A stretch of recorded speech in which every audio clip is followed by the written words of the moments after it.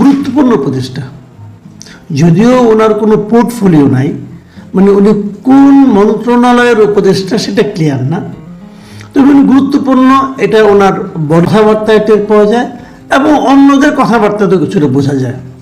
মানে ওনার কোনো পোর্টফোলিও নাই, এই জন্য যে ওই আগে একটা কথা বলা হতো না, যে দপ্তরবিহীন মন্ত্রীকে অনেকে হাস্যরস করে বলতেন যে, আমার মনে হয় মাহফুজ আলমকে উজিরে খামাখা মনে হয় বলা যাবে না, কারণ ওনাকে হয়তো গুরুত্ব বাড়িয়ে দেওয়ার জন্যই হয়তো না কোনো পোর্টফোলিও দেওয়া হয় নাই, অথবা এমন একটা ধারণা দেওয়া হয়েছে যে উনি এতই পোর্টফোলিও দিয়ে ওনার গুরুত্বটা কমানোর চেষ্টা করা হয় নাই। হতে পারে কিন্তু, কারণ আমরা দেখেছি যে ভারতের দিল্লিতে যিনি মুখ্যমন্ত্রী ছিলেন অরবিন্দ কেজরিওয়াল, ওনার কোনো পোর্টফোলিও নেননি উনি। তো এটা এরকমও হতে পারে, এত গুরুত্ব সব মন্ত্রণালয় দেখভাল করবেন, এই জন্য হয়তো ওনাকে কোনো পোর্টফোলিও দেওয়া হয়নি, উনি উজিরে খামাখা হয়তো নন।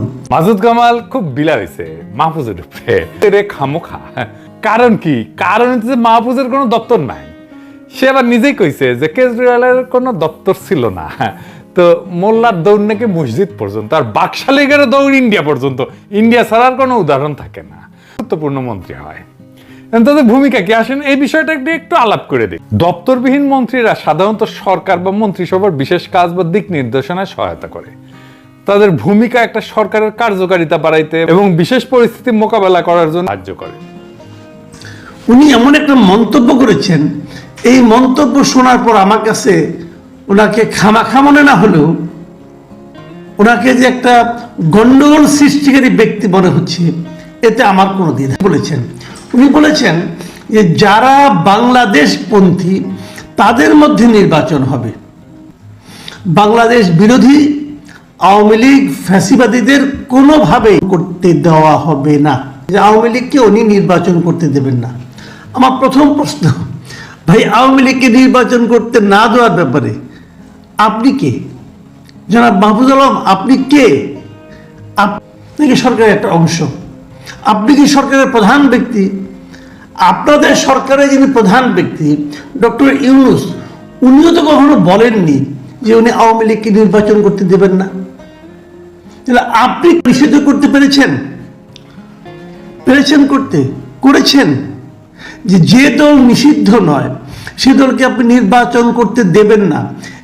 ছাত্ররা কিছু না, ছাত্রদের ভুল থাকতে পারে, কিন্তু ওরা তো ছোট, ওদেরকে তো দেখাই দিতে হবে, ওদেরকে বলতে হবে। কখনো বেয়াদবি করেছে কারোর সাথে? বলেন তো, ও তো কারোর সাথে বেয়াদবি করে নাই, তো ওদের পিছে লাগিয়েছেন কেন? ওদের পিছে লাগবেন, ধরবো আমি। বাংলাদেশের মানুষ কোনোদিন কাউরে আস্থার প্রতীক মনে করে তখনই তো আমরা তার সমালোচনা করতে থাকি। যেই মুহূর্তে আমরা যে জীবনে গাড়ি চালায় নাই সে ড্রাইভারে কইতে থাকে এমনি চালান অমনে চালান। এই দম্ভের উৎস কি? এই দম্ভ এবং এই যে দাম্ভিকতা, এই যে স্বৈরাচারী আচরণ, এই আচরণ আপনাকে করার অধিকারটা কে দিল?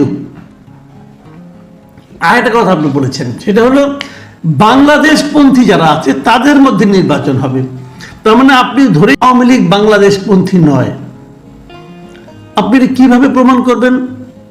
আপনার এই কথা জনগণ মানবে কেন? আওয়ামী লীগ বাংলাদেশপন্থী দল। আওয়ামী লীগ যতবার ক্ষমতায় আসছে ততবার বাংলাদেশের ক্ষমতায় থাকার জন্য 1971 গোপন চুক্তি করেছে, মুজিবের আমলে 25 বছর দাসত্ব চুক্তি করেছে, আর নিজের আমলে ভারতকে যা দিছে তার সারা জীবন ভারত মনে রাখবে মার্কা অসংখ্য চুক্তি করেছে। বাংলাদেশে যখন আওয়ামী লীগ ক্ষমতায় থাকে তখন তারা নিকা বসে ইন্ডিয়ার সাথে, শুধু নিজেই না দেশের গোয়া মারা যায়। এখন এমন অবস্থা তৈরি করে বাংলাদেশ যেন রাষ্ট্র হিসেবে দাঁড়াইতে না পারে, যে এরা সবাই বাংলাদেশে থাকবেন, মানে আর কেউ বাংলাদেশে থাকবেই না। তাহলে যারা আওয়ামী লীগ করে তারা কেউ বাংলাদেশে থাকবে না? কত লোক আওয়ামী লীগ করে জানেন? কোনো ধারণা আছে আপনার? করছেন কোনো একটা পর্যায়ে, জীবনের কোনো একটা পর্যায়ে মাহফুজ আলম সাহেব আপনি ইলেকশন করেছেন?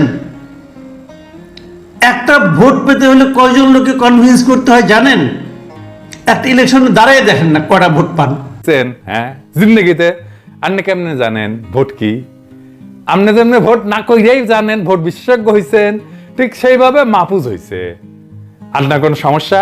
হ্যাঁ, আপনি কি ছাত্র সংসদ নির্বাচন করেছেন? হ্যাঁ, জিতেছেন, দাঁড়িয়েছেন? আমি করেছি। জিতেছিও। হ্যাঁ, জাতীয়ভাবে নির্বাচন করেছেন, সারা দেশে লাখ লাখ ভোটারের কাছে গেছেন কোনোদিন? হ্যাঁ, জানেন কেঙ্কা করে করা লাগে? আমি করেছি, জিতেছিও। ডিএম এর সেন্ট্রাল কমিটিতে, বাংলাদেশ মেডিকেল অ্যাসোসিয়েশনের সেন্ট্রাল কমিটিতে আমি জিতেছি, জাতীয় পর্যায়ে নির্বাচন করিয়া। দেখিতে করেন নাই তো বাক্য জানেন কেন? রাজনীতি নিয়া ওটা তো জানেন না আপনি। রাজনীতি কোন বুঝেন? তা আওয়ামী লীগ কই যাবে?